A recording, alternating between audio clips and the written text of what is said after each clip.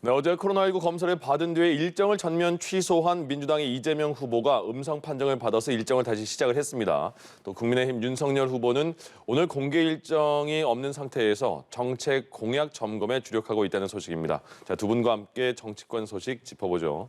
한상희 가천대 교수, 정태근 전 국회의원 두 분 모셨습니다. 어서 오십시오. 네, 안녕하세요. 예.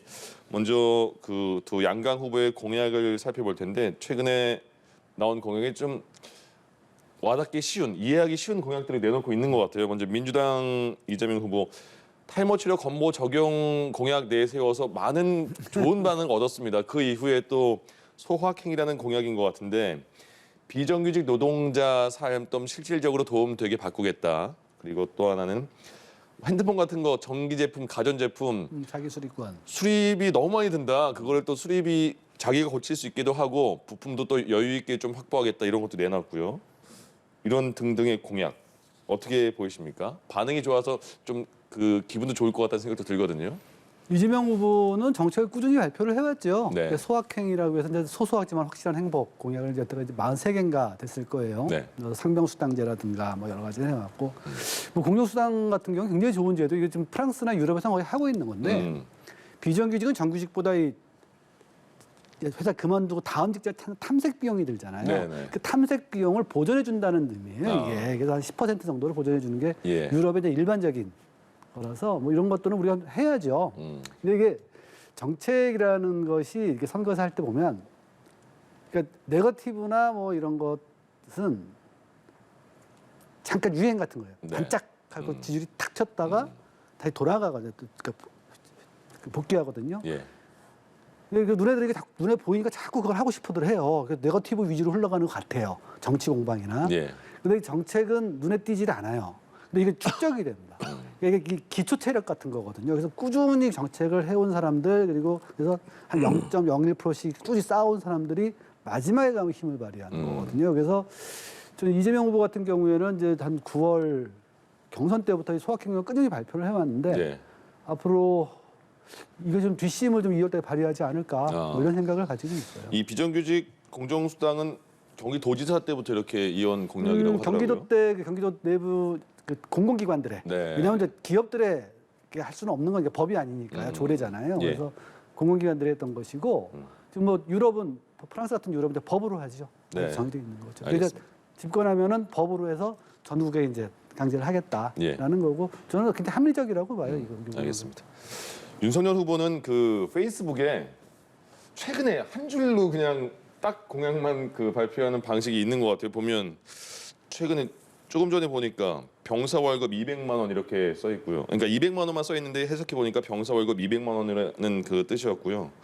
또 온라인 게임 전체 이용 가능한 온라인 게임은 인증 필요 없이 그냥 하면 좋겠다라는 표현도 했고 내일부터 이제 개도 기간 끝나서 마트, 백화점 방역 패스 없으면 못 들어가잖아요. 그거 너무 과하다 이런 그 지적까지 내세웠어요. 이런 공약들 전반적으로 평가 어떻게 보이세요?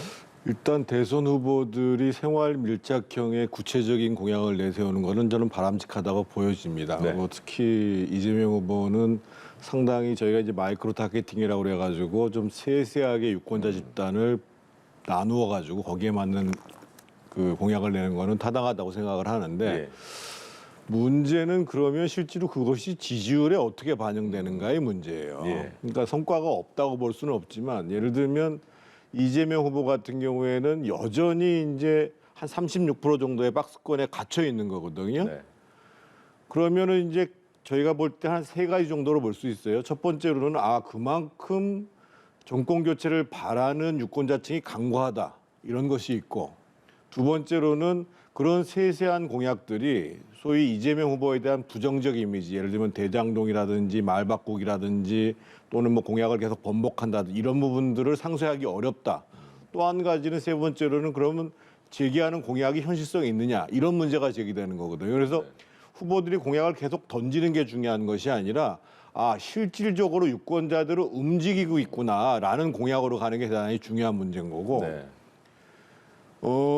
윤석열 후보는 지금 발등에 불이 떨어진 거죠. 지지율이 이제 그러니까 지난 12월 달 때부터 시작해서 김광희 대표 사과 문제, 뭐 이준석 대표 상임선대위원장 사퇴 문제, 또 뭐 대구에 내려가서 과격한 발언을 한 거 뭐 등등의 문제가 계속 이어지면서 떨어지는 와중에서 예. 도대체 정권 교체를 바라는 유권자들 입장에서 보면 윤석열 후보가 만들려고 하는 나라는 뭐냐, 우리에게 보여줄 수 있는 비전은 뭐냐라는 문제 때문에 문제들을 제기를 하기 시작한 것이죠. 그래서 저는 늦었지만 윤석열 후보는 두 가지를 동시에 던져야 됩니다. 큰 틀에서 본인이 만들고자 하는 공정 상식의 나라라는 것이 구체적으로 어떻게 구현돼서 국민들한테 행복을 줄 수 있는 것인가의 큰 비전의 문제와 더불어서 지금과 같은 뭐 세세한 문제들을 얘기를 해야 되고, 지금 주목되는 거는 아까 말씀하신 것 중에서 보면 소위 이제 코로나 사태에 대한 대응 문제와 관련해서 네. 지금 이제 백신 패스 문제를 제기하고 나온 거거든요. 이 문제는 윤석열 후보만 얘기한 것이 아니고 어저께 그 안철수 후보 같은 경우가 청소년 백신 패스는 보류해야 된다는 거 하고 자영업자, 영업제한 풀어야 된다 이런 얘기를 한 것이고, 예. 오늘 이제 윤석열 후보가 백신 패스를 접종을 안 했다고 해가지고 가장 기본적인 물건 살 자유도 없어야 되느냐 이 문제를 제기한 거거든요. 근데 이 문제는 상당히 파장이 갈 것 같습니다. 왜냐하면 네. 사실은 정부가 보여지는 소위 이제 방역 정책의 과학적 기준이 존재하지 않거든요. 예를 들면 지하철이나 버스를 백신 패스를 가지고 타지는 않잖아요, 예. 기본적으로. 그리고 예를 들면 마스크 같은 경우를 확실하게 쓰고 있는 공간들이고, 그런데 예를 들면 뭐 임산부라든지 기저질환이 있어가지고 백신을 못 맞는 사람들 같은 경우가 장 보러도 갈 수 없는 상황, 또는 아이들이 학교는 가는데 학원은 못 가는 상황, 이 상황에 대해서 당연히 지금 의문을 제기하고 있는 것이거든요.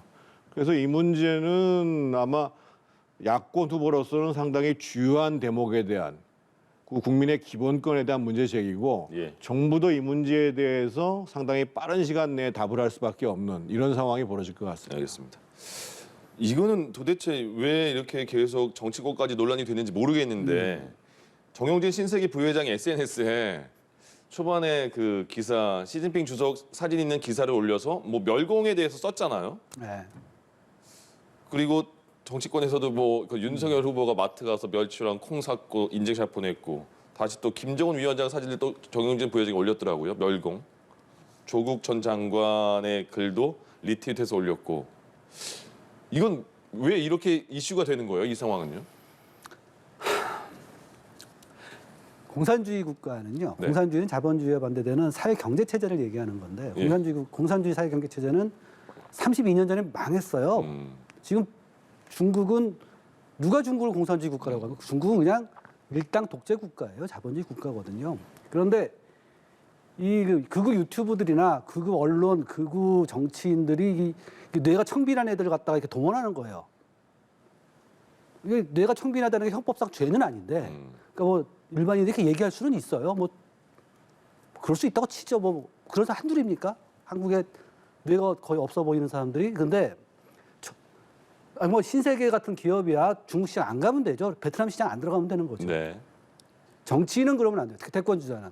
중국하고 나중에 대통령 혹시 되면 중국하고 외교 어떻게 할 겁니까? 경제협력 안 할 거예요? 저는 이거를 보면서 아까 제가 질문 드리는데 피피 웃었는데 너무 한심해가지고 이런 걸 갖다 멸치나 콩이나 사가 이게 바로 그 내가 청빈한 애들한테 어떻게 표나 몇 장 얻어볼까 하는 그런 건데, 이런 식으로 정치하면 안 됩니다. 정치하면 안 되고, 그거를 갖다가 지금 이제 뭐 조국 장관 같은 경우에 본인 저 한심했나 봐요. 아마 지적을 한 것 같은데 네. 이걸 또 무슨 멸공의 무슨 논란처럼 언론들이 키우는 거, 이런 행동하면 안 돼요. 도대체 국가를 어디로 끌고 가려고 하는 건지 저는 언론과 이 정치인들에게 이런 일 좀 자제했으면 좋겠습니다. 우리가 지금 중국하고 안 좋을 수는 있지만 예. 중국하고 베트남 시장 빼고 우리 러시아 시장 빼고 살 수 있어요? 못 사잖아요. 이거 특히 중국 공산당 같은 경우엔 이런 거 다 해놨다가 나중에 문제를 삼거든요. 우리나라에 지금 중국하고 교역해서 먹고 사는 사람들이 몇 명입니까? 예. 제 몰라도 2천만 원 넘을걸요. 중국 가서 한국 막으면요 물가 2배 올라갑니다. 이게 지금 뭐 하는 짓인지 저는 정말 이 문제는 좀 언론이건 정치인이건 뭐 신세계 회장이야 뭐 기업인이라 알아서 하라 그러고 좀 안 했으면 좋겠는 일인데 예. 이걸 멸치나 콩 사가면서 얘기를 한다? 저는 그냥 이런 식으로 해석을 안 했으면 좋겠어요. 언론들이 이거 좀 해석을 좀 안 했으면 좋겠습니다. 예. 아, 그렇게 근데 계속 이슈가 되니까 해석을 또 할 수밖에 없는 상황이 되네요. 그 말씀하신 거는 계속 중국에 대해서 비유를 들으셨는데 정영진 부회장은 다시 인터넷에 올린 그 SNS에 올린 글에서는 시진핑 사진 다시 내리고 다시 김정은 위원장 사진 올리면서 중국을 그 겨냥한 게 아니고 우리의 그 대항할 곳은 우리 위에 있는 곳이다. 그러니까 북한을 말하는 것이다. 이렇게 다시 글을 올리긴 했습니다. 이 이슈는 어떻게 보이세요? 일단 사실관계를 좀 명확히 할 필요가 있는데 지금 앵커께서 말씀하신 것처럼 네. 정영진 부회장이 수정을 해서 자기는 분명히 북한의 3대 세습을 비롯한 그런 공산주의 체제에 대해서 멀경하는 표현을 쓴 것이다 이렇게 얘기를 했고 네.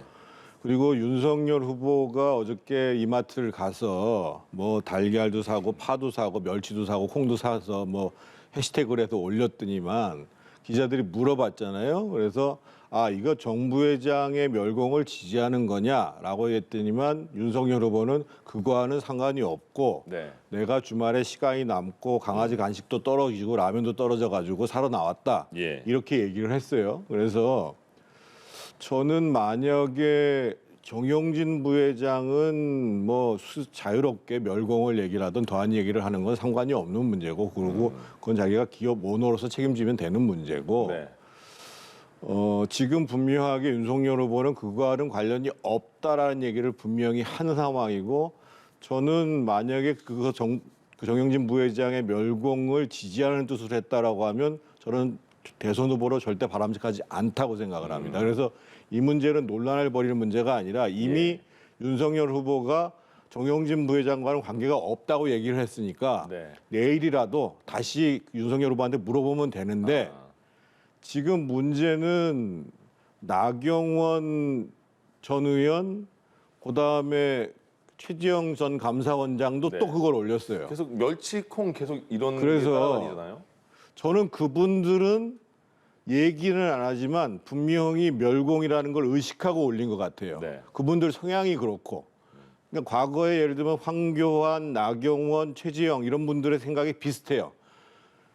이러한 행동들은 정치인으로서도 별로 바람직하지 않고 예. 저는 대선에도 굉장히 도움이 안 됩니다. 그러니까 실제로 그분들이 망한 거는 과거에 소위 자유한국당 시절에 그분들이 망한 거는 네. 그렇게 전체 국민들을 생각하지 않는 그리고 자기의 지지층들만을 고분시키는 정치행위를 해왔기 때문에 망한 거거든요. 네. 그래서 그분들의 행위하고 윤석열 후보의 행위하고는 구분할 필요가 있고 윤 후보 행위는 내일 다시 한번 확인해야 되는데 이제까지는 정 부회장 지지 행위하고는 전혀 관련이 없다라는 게 공식적인 입장입니다. 지금 저희가 큰 흐름 속에서 그냥 개별 사안을 이렇게 짚어보게 되는 상황이 됐는데요. 하나만 더 짚어보겠습니다. 민주당 선대위에서 카카오톡에 이재명 플러스라는 채팅 상담 채널이 있습니다. 그 일반 국민들이 질문을 하면 답변을 해주는 건데 여기서 문제가 생겼어요. 질문자가 질문을 했는데 여기 담당하는 답변하는 분이 예쁘신 이름에 사진도 참 예쁘시네요. 이 카카오톡 프로필 사진 봤겠죠? 그리고 제가 좋아하는 웹툰 여주인공 이름과 같은데 선생님도 예쁠 것 같습니다. 이런 쓸데없는 소리를 적어놨습니다. 이게 제 선거를 보면서 이 대선이요 그냥 뭐 장난하는 게 아니에요. 그러니까 네. 뭐 사적 뭐 패밀리 비즈니스 이런 게 하는 게 아니라 관리 예산이 2,800억이 들어갑니다. 정당 보조금이 600억이 더 들어가고요. 나중에 그 선거비용 보전하면 이거 4천억짜리 국가적 행사예요. 예. 이 국가 행사에 참여하는 사람들은 공적 의식을 가져야 돼요. 자기가 네. 지금 공적인 일을 하고 있는 거거든요. 근데 이 사적인 자리에서도 이런 거 하면 요새는 욕먹지 않습니까? 예. 근데 이런 거를 이런 버젓이 저렇게 글을 쓴다는 거는 예. 이 사람이 선거 운동을 자격이란 게 선거 운동할 자격이란 게 있는지 없는지 모르겠으나 네. 최소한 해촉당하고 선거 캠프에서 나가야 되는 사람이에요. 그런 정도로 생각을 해야 돼요. 예. 이거는 이 대선은 4천억이 넘게 국가에서 들어가는 공적 행사입니다. 그리고 예. 후보든 참여한 사람들은 모두 내가 지금 공적 업무를 하고 있다라는 어떤 긴장감을 가지고 일을 해야 돼요. 저는 이게 아주 어처구니 없는 짓이고 이분이 해촉된 건 당연하다고 봅니다. 예. 쓸데없는 답변에 웃음은 또 되게 많아요. 이분은 당연히 해촉 돼야 되는 것을 넘어서서 저는 이제 선대위에서도 높은 수준의 사과가 사실 있어야 되는 것이고 네. 민주당에서 자꾸만 이런 식으로 그 여성성에 대해서 모독을 하거나 희화시키거나 이런 행위들이 반복적으로 벌어지는 문제에 대해서 민주당은 좀 정신 좀 차려야 돼요. 이거 좀 보통 심각한 문제가 아닙니다. 예. 과거에는 예를 들면 그분들이 매년 뭐 한나라당, 국민의힘 문제 있다고 얘기했는데 최근에 보면 거의 지금 민주당에서 일이 벌어지고 있잖아요. 그러면 그거는 이제 그 당내 기강 차원의 문제를 넘어선 문제거든요. 예, 알겠습니다. 그리고 또 이제 이게 뭐 갈라치기냐 아니냐 뭐 옹호하는 그 분들도 많고 반대하는 사람도 분명히 있는 것 같습니다. 이대나 미대녀가 이렇게 너무 갈라치기 하는 느낌. 왜냐하면 윤석열 후보가 이렇게 한 줄로 페이스북에 계속 공약 같은 거 올리는데 여성가족부 폐지라는 글을 올렸습니다. 그래서 흔히 말하는 20대 남자, 이대남들의 굉장히 전폭적인 지지를 얻는다고 하거든요. 지금 그 내부 평가에서는요. 어떻게 보십니까? 젠더 문제 얘기하기 전에 이런 식의 공약 발표는 굉장히 무례한 짓이에요. 왜냐하면 공약이라는 건 국민에게 왜 내가 어떤 나라를 만들 거냐 설명드리는 거기 때문에 네. 이 공약이 왜 필요하고 이 공약에 의해서 생길 수 있는 뭐 문제를 해결하기도 하지만 또 약간 부작용도 있을 수 있잖아요. 어떻게 보완하겠다. 이 정도의 설명이 없이 구란도 툭 올린다. 설명을 기자가 물어봤을 때도 구체적인 설명은 말하지 않았죠. 매우 무리한 짓이에요. 예. 그건 전 지적해두고 제가 학교에서 아이들을 가르치잖아요. 네. 강의를 하잖아요. 보면은 남학생들의 한 20% 정도가 이렇게 좀 젠더 쪽에 좀 일베스러워요. 아이들이. 네. 그리고 여학생은 굉장히 좀 낮아요. 한 4, 5%? 합쳐봐도 한 70%, 그러니까 한 25에서 25% 정도군요. 나머지 70, 80% 학생들은 굉장히 건전합니다. 예. 굉장히 건전한데 이 친구들이 그 공통적인 특징이 페미니스트와 이 젠더 일베의 공통 특징이 객관적인 어떤 근거나 판단 그런 건 없이 주장이 엄청 강해요. 예. 그리고 댓글을 많이 써요. 이들의 이야기가 진짜 이대녀, 이대남, 이대녀 얘기처럼 굉장히 증폭이 되거든요. 증폭이 되고 이들이 글을 많이 쓰고 여론조사 열심히 응답하고 하는 그런 좀 열성층이에요. 그러다 보니까 이 각 그 정당들, 뭐 민주당도 그렇고 요새 국민의힘은 이준석 대표 때문에 굉장히 이걸 활용해 먹는 건데 예. 이런 아주 퇴행적인 행동들이 나와요. 그 통합을 해야 될 정치인들이 오히려 갈라친 듯한 그런 듯한 행동이 나오는데 선거에 도움 안 된다. 네. 제가 말씀드렸듯이 저는 이제 수업을 하면서 학생들하고 꾸준히 그 무기명 설문조사들을 되게 설명 많이 하거든요. 예. 우리 학생들 7, 80%는 이런 젠더 논쟁을 젠더적인 측면에서 갈라치기 하는 사람도 굉장히 싫어요. 그래서 이 행동들을 하는 것 자체가 도움이 안 됩니다. 그래서 그러면 예. 양쪽 다 들어보고 이야기를 들어보는 건 좋아요. 20%의 사람들이니까 예.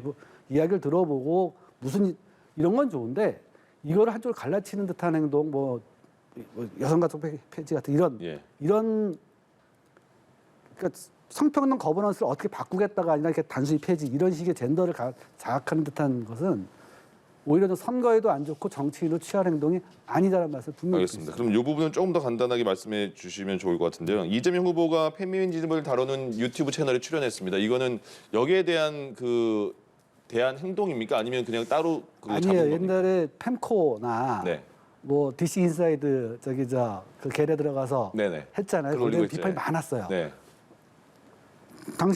당신도 모르게 그런 이대남에 혹시 이렇게 소구하려고 그쪽에다가 하는 그러니까 즉 윤석열 후보 같은 행동을 하는 게 아니냐 이준석 같은 행동을 네. 그래서 제가 듣기로 이재명 후보가 아니다 반대도 들어야 된다고 생각 양쪽 다 들어야 된다 생각한다 해서 이쪽을 갔다라고 얘기를 들었고 그 알겠습니다. 내용도 아마 공개되면 그런 정도의 내용이라고 제가 들었습니다. 알겠습니다.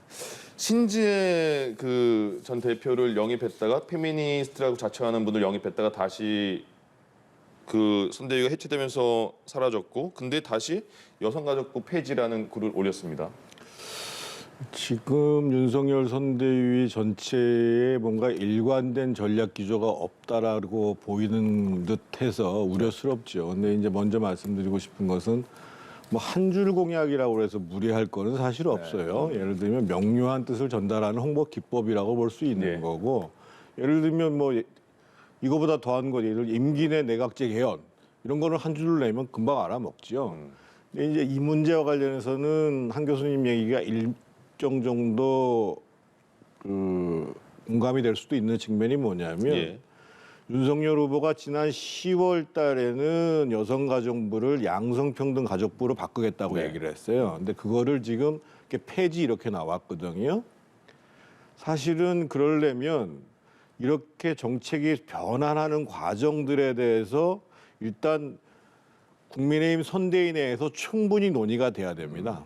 그리고 그런 폐지를 하게 되면 어떻게 할 건가라는 내용들이 대안적으로 나와줘야죠. 그래서 예를 들면 저한테 대안을 제시하라고 그런다면 여성가족부 폐지하고 모든 부처에 그 양성평등 가족 담당관을 하나씩 두겠다, 국장들 하나씩 두겠다 이렇게 대안으로 나갈 수 있는 거예요. 네. 그래서 이런 식의 문제는 사실은 그렇게 되면 이재명 후보하고 뭐 다르냐? 필요하면 그냥 불쑥불쑥 공약 다 바꿔버리는데 이렇게 돼버릴 가능성이 있는 거거든요. 그래서 알겠습니다. 한 줄 공약이 문제가 되는 것이 아니고 예. 정책들을 충분히 바꿀 수 있는데 네. 바꿔가는 과정 속에서 그 과정들을 잘 만들어가서 국민들의 지지를 더 확보하는 이런 캠페인이 중요하다는 거죠. 알겠습니다. 여기까지 듣겠습니다. 한상희 가천대 교수 정태근 전 국회의원 두 분과 함께했습니다. 고맙습니다. 감사합니다.